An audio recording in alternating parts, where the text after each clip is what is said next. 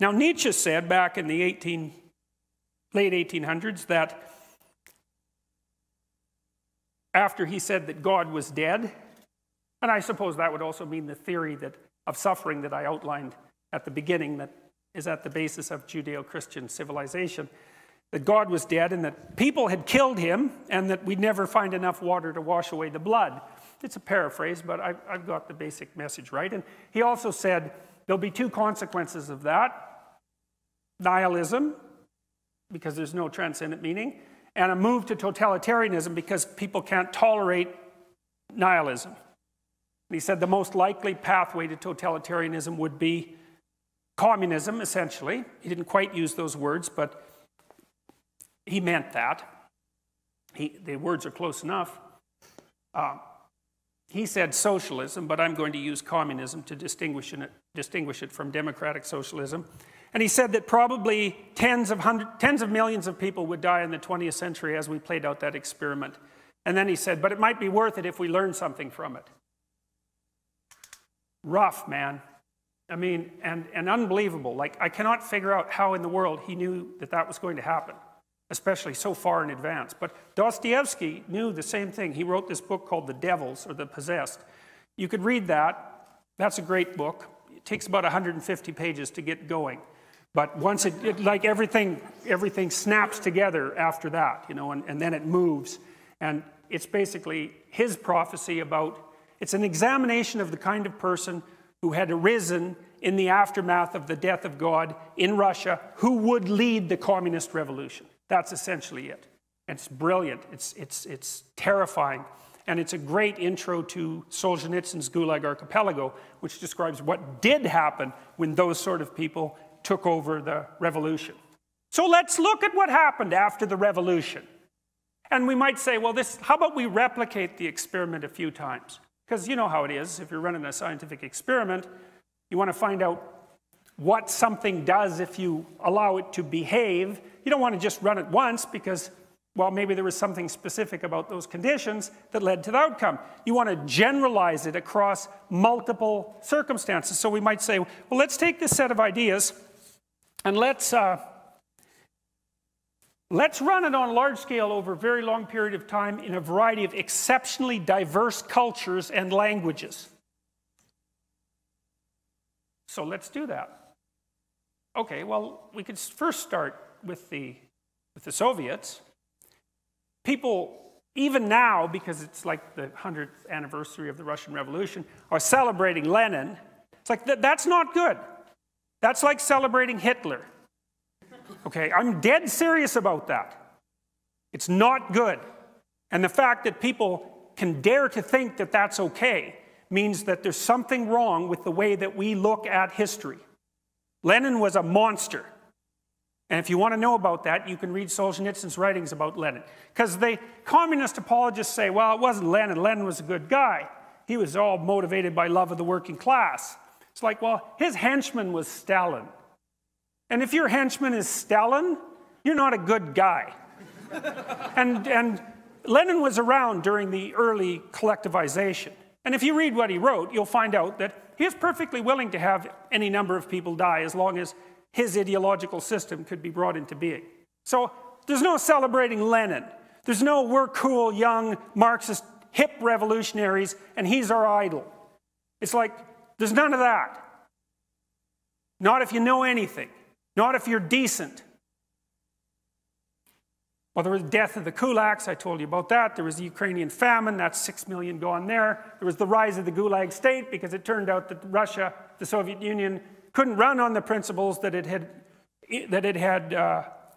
laid down as sacrosanct. They just didn't work, so you had to enslave everybody and run your economy as a slave state, essentially. And try not to kill the people in the gulags so fast that you can't suck some productive labor out of them. There's the death of tens of millions of people. We don't even know. The estimates range from 15 to 60 million. And like, we won't get too picayune about the numbers because after the first 10 million, you kind of made your point. And the fact that we don't know between 15 and 60 is actually an indication of the horror of it. because our count is off by tens of millions. And that's only within the last century. And then there was the 1956 crackdown on Hungary and the 1968 invasion of Czechoslovakia. Then there was the whole like thermonuclear Holocaust thing that was going on at the same time, and the fact that in 1962 and in 1984 we were seconds away from complete annihilation, right? During the Cuban Missile Crisis, the keys were in the intercontinental ballistic missile release systems, and Castro, as he admitted to Jimmy Carter, in case any of you are Castro fans, which you shouldn't be, that he was perfectly willing to have Cuba annihilated if it would have meant the defeat of the United States. And then in 1984, approximately, I may have the date exactly wrong, the Russians received an indication from their early warning systems that the Americans had launched 5 thermonuclear missiles, and one Russian decided that it was a mistake and refused to launch the retaliation. And he just died about 2 weeks ago. So, you know, that was pretty close. And so that was experiment number 1, let's say. That wasn't good, that experiment. Let's put it that way. It wasn't good. It was exactly the antithesis of good. It was precisely the antithesis of good. But that wasn't all. I mean, there's the People's Republic of China. That's a different country, like seriously a different country, right? Different tradition, different language.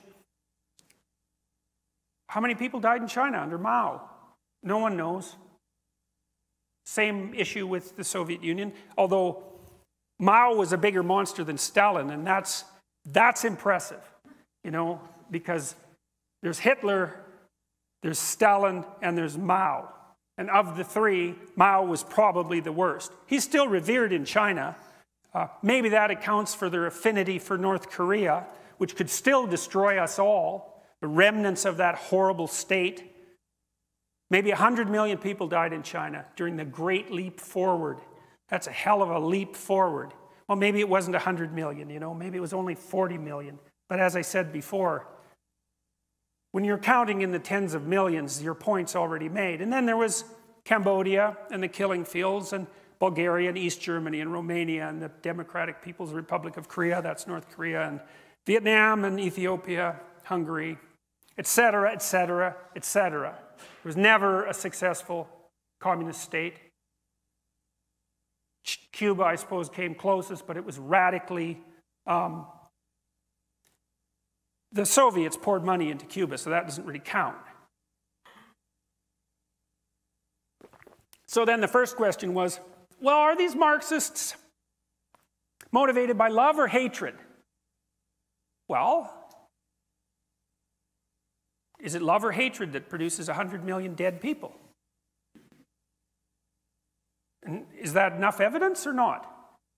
And if it's not enough evidence, if you think to yourself, well, that's not enough evidence, it was never really given its a proper try. It's like, well, what would have been a proper try? See, I always think when I hear someone say that, I know what you think.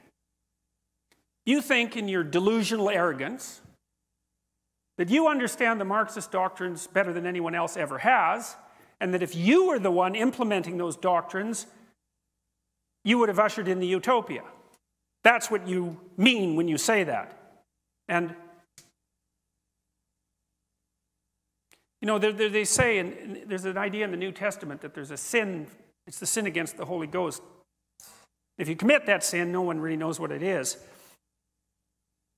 that you can't be forgiven. And I would say, well, if you want a candidate for the sin against the Holy Ghost in the 21st century, the statement,